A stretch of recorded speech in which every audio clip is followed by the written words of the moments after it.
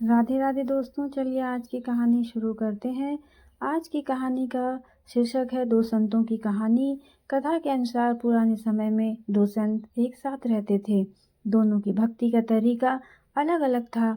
एक संत दिन भर तपस्या और मंत्र जाप करते रहता था, जबकि दूसरा संत रोज सुबह शाम पहले भगवान को भोग लगाता था और फिर खुद भोजन करता था। एक दिन दोनों के बीच में झगड़ा होने लगा कि बड़ा संत कौन है। इस दौरान वहां नारद मुनि पहुंच गए। नारद मुनि ने दोनों संतों से पूछा कि किस बात के लिए लड़ाई कर रहे हो।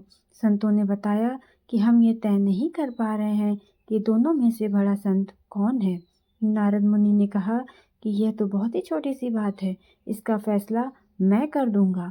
अगले दिन नारद मुनि ने मंदिर में दोनों संतों की जगह के पास हीरे की एक एक अंगूठी रख दी। पहले तप करने वाला संत वहां पहुंचा। उसने एक अंगूठी देखी और चुपचाप उसे अपने आसन के नीचे छिपाकर मंत्र जाप करने लगा। कुछ देर में दूसरा संत भगवान को भोग लगाने पहुंचा। उसने भी हीरे की अंगूठी देखी, लेकिन उसने अंगूठी की ओर ध्यान नहीं दिया। भगवान को भोग लगाया और खाना खाने लगा। उसने अंगूठी नहीं उठाई। उसके मन में लालच नहीं जागा, क्योंकि उसे भरोसा था कि भगवान रोज उसके लिए खाने की व्यवस्था जरूर करेंगे। कुछ देर बाद वहां नारद जी आ गए। दोनों संतों ने पूछा कि अब आप बताएं कि हम दोनों में से बड़ा संत कौन है। नारद जी ने तपस्या करने वाले संत को खड़े होने के लिए कहा।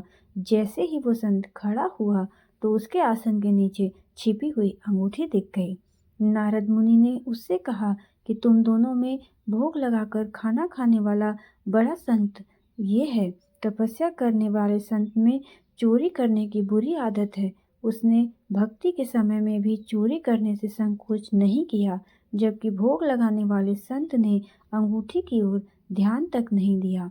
इस कारण वही संत बड़ा है।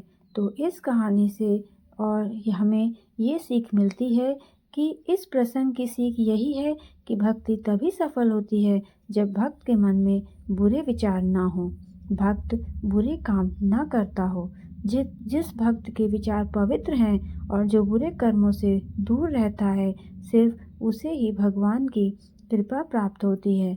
तो मैं आशा करती हूँ आपको ये कहानी पसंद आई होगी। अगर आपको ये कहानी पसंद आई है तो हमारे चैनल को लाइक करें, शेयर करें, सब्सक्राइब करें और कमेंट बॉक्स में ज़रूर बताएं कि आगे आप कौन सी कहानी सुनना चाहते हैं। तब तक के लिए आप सभी को बहुत बहुत धन्यवाद। हरे कृष्णा, राधे राधे।